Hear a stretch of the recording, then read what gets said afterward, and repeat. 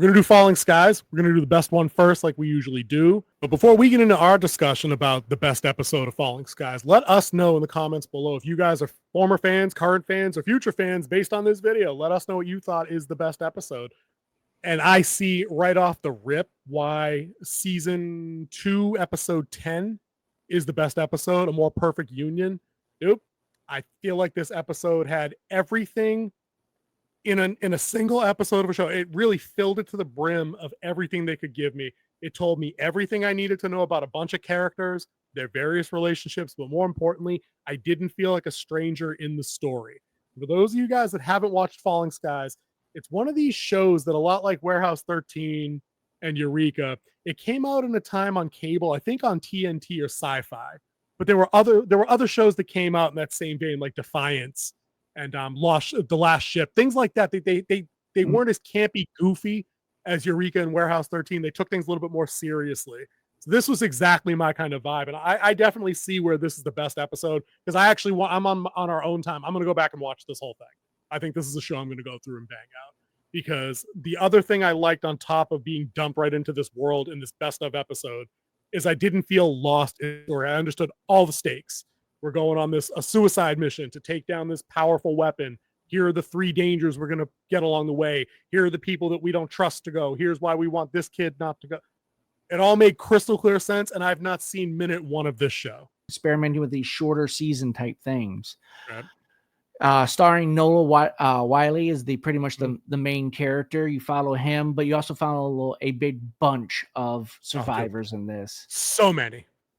So at this point, it's at the end, and of course you have Terry John Locke, Terry McGinn. John Locke, yeah. Just talk about in The Rocketeer. That's why I remember the name. Yeah, John Locke from Lost. What's his real name? Terry McGuinn, I think. McGuinn or GUIN, yeah. Something like that. So he is the president of the new United States, or chief executive officer. I don't think they use president. They didn't want to have a president. He had some other made up mayoral type of name as like the civilian commander. If you watch it, it leads up to where he kind of is abusing power. Military takes over. And there, the guy who's playing the general, who's also Taggart in Eureka. Yep, I was going to point that out. Kind of puts down the fist and pulls in the full military coup type thing.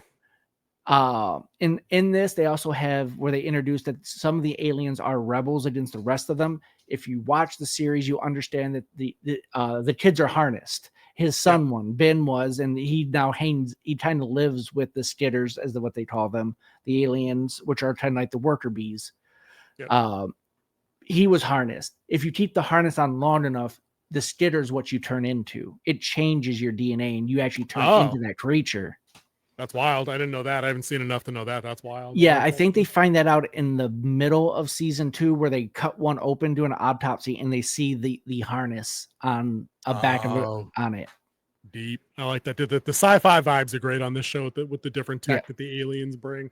I wanted to say that I really love the creature design. Like I said, I haven't watched much of this show. I remember commercials vaguely from back in the day.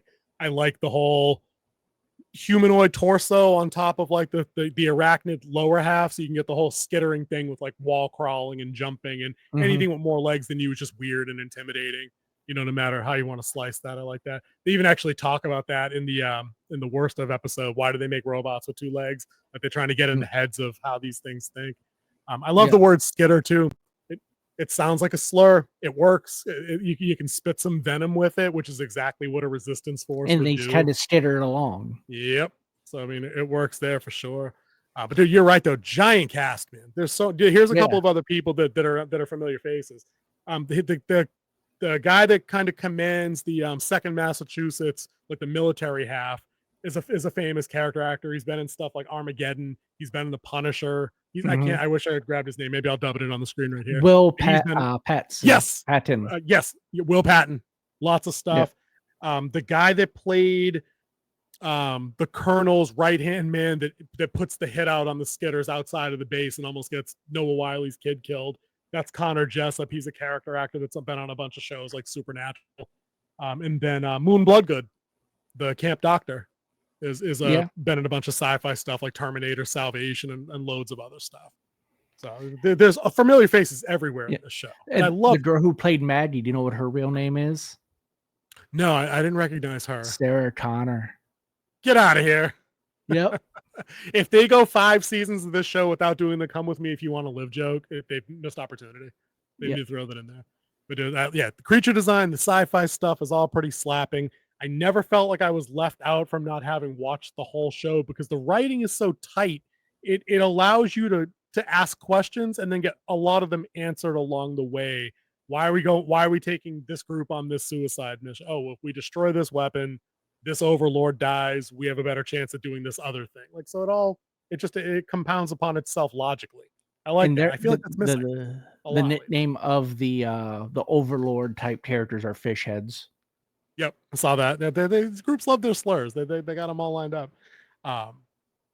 Downsides. I don't think in the best of, I don't feel like I had any like big nitpicks. That there was the one thing where the reason the Skitters couldn't go on the suicide mission on their own was because they'd be detected, and that the harnesses would be detected. But then that kid goes anyway. Like, did they remove the harness? No. Well, the kid already has the harness removed. He has pins that are left. Right. He's not fully harnessed anymore. Oh, okay. All right. Because I'm like, wait, how is he going with them if he's one of the things that can be detected?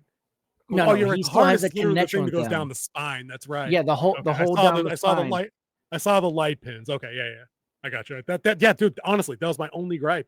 I mean, I thought that a couple of the relationships, especially when they were trying to drum up some of the sap with like Will Patton and his daughter, like she wasn't allowed to go on the mission. They got the whole Papa Bear, Baby Bear thing going on. A little cheesy, but but it's earned. It's in a cheese related moment. Yeah, they weren't afraid of killing a named character. And you didn't see the build up either, because at the beginning, like she wasn't there. Like he found her again. Right. And they said that, you know what I mean? So it feels earned because he said, I've lost you once before. I'm not going to lose you again, kind of thing. So you can see that. And that's the other thing too. A lot of these relationships in this show are parental child, like Noah Wyle and like his sons. He's out there playing lacrosse with them. He's like, no, we're going to go find your brother. That's happening. Like, we're not going to just leave him out there. Like, the brothers have some conflict because one of them, the one that gets harnessed, doesn't want to return right away because he feels like he's got a bigger role to play elsewhere from the 2nd Massachusetts. And he also didn't kind of fit after he was deharnessed because one, he wasn't his normal self. He was stronger. He had more agility. Yeah, he was different on the way back.